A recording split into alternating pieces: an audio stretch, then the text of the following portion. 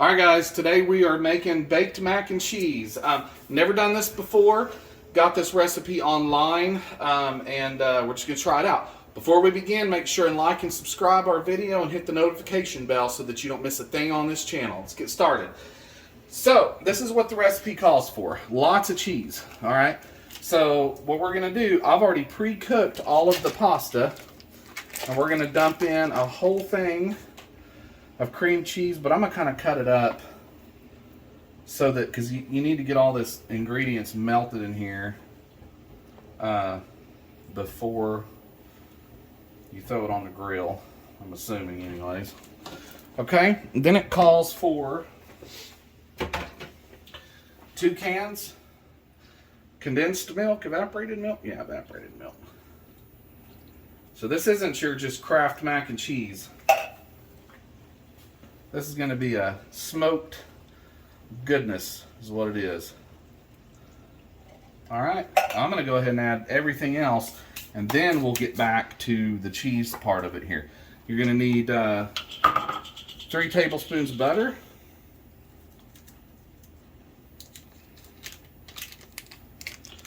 And I'm going to shove that under there so it can start melting.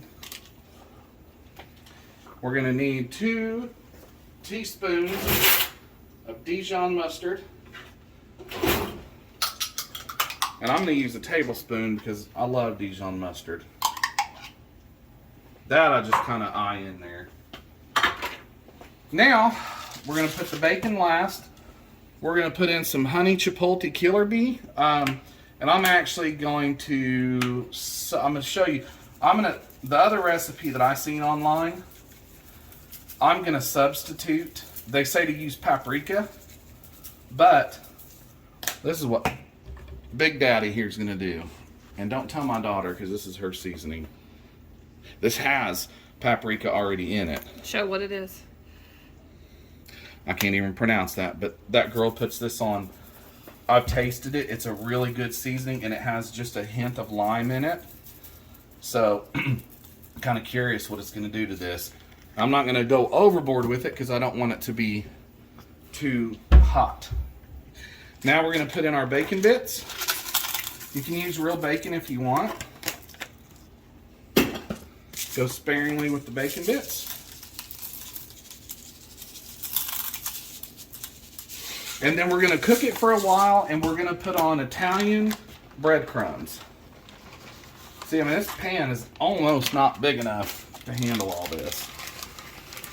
We're going to have to mix all this junk up without spilling it. I feel like I work at a cafeteria. So it's Monterey Jack and sharp cheddar. Yep. And then 2 cups of whole milk. Now what they say to do is they say that when this is on the grill, if it starts getting too thick, they say to put 2 cups of pasta water in it. I didn't save my pasta water, so we'll just put regular water in there if we have to. But man, this is just a thick, gooey mess. I mean, you can see where we're going with this. This is going to be a good cook. Okay, I'm going to stir. I'm not going to bore you guys by stirring this on film. I'll bring you back right before I put it on the grill. But I do want to show you this. This is what else we're popping on the grill today. Smoked bologna. Bacon wrapped smoked sausage, and I seasoned these with Dirty Bird. Not Hot Dirty Bird, but Dirty Bird. Never tried this before. This is going to be new as well. I'll bring you guys back in just a minute when we fire up the grill. The grill's already preheating, so we'll take you outside as soon as we get all this prepared. We'll see you then. All right, so we got the macaroni already on. Now it's time to put the bologna and the good old bacon wrapped smoked sausage.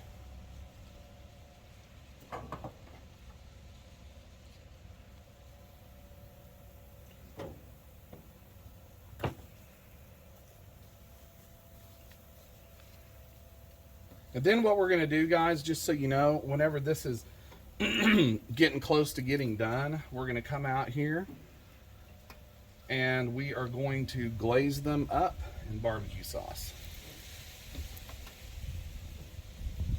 So we are a family of 5. And this is our dinner. We'll be sharing with neighbors. Yeah.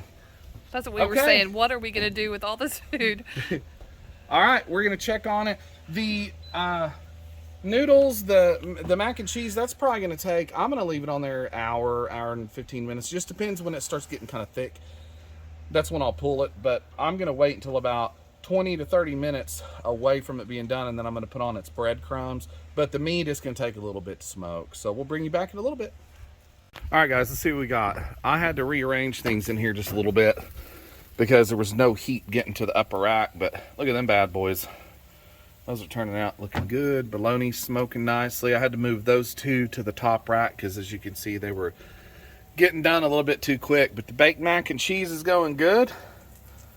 So what we're going to do, we're maintaining about 300 degrees right now, and it's on the smoke setting. And like I said, that big tray was blocking the top racks, so I went ahead and moved everything around so that we could get more heat to the top and get everything smoking the way it should, and moved all the smoked sausages to the bottom. So anyways, guys, we'll get this bad boy off and meet you in the kitchen.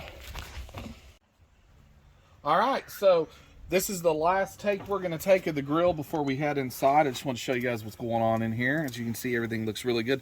The sausages are starting to bubble out of the end, so what you want to do at this point is go ahead and glaze them with barbecue sauce. There's the baked mac and cheese. As you can tell, it's looking awesome. So we're going to glaze them, and we're going to pull them off the grill, and we're going to get them inside, let them set for just a minute. And I just wanted to make a point with you guys. I don't know if there's any Yellowstone fans out there or not. That's one of my wife and I's favorite shows we watch every Sunday when it comes on. And I think I got it figured out. You know, this is a show that's set out in the middle of the country. There's cows everywhere. There's pigs everywhere. You just don't ever see them barbecuing. So I think I got it figured out. The reason everybody's always in a bad mood because they don't cook any barbecue. You know, the thing is if Rip wouldn't be going around beating everybody up if you just would cook him some barbecue every now and then and make it delicious. You know, Beth, she'd be a great person if you just sat her down and gave her a good brisket or some bologna or some bacon wrapped smoked sausages, something like that. Maybe we need to talk to the Yellowstone show and ship them some grills or something like that so they can get to smoking. But anyways, just thought I'd bring that to you guys' attention. We're going to meet you back in the kitchen here in about 15 minutes. We're going to get this pulled off and do a taste test. We'll see you then. All right, it's time to glaze them. Look at that. Oh my sweet Jesus. All right, so what we're using here is Cosmos, obviously, sweet barbecue sauce. You want to do this about 15 minutes before your cook is done. Be kind of gentle. You don't want the bacon coming off. And guys, I'm going to confess something here real quick that I haven't said in any other video, but you guys have been watching my YouTube channel long enough to know, and I know that there's millions and millions of you guys that watch my channel,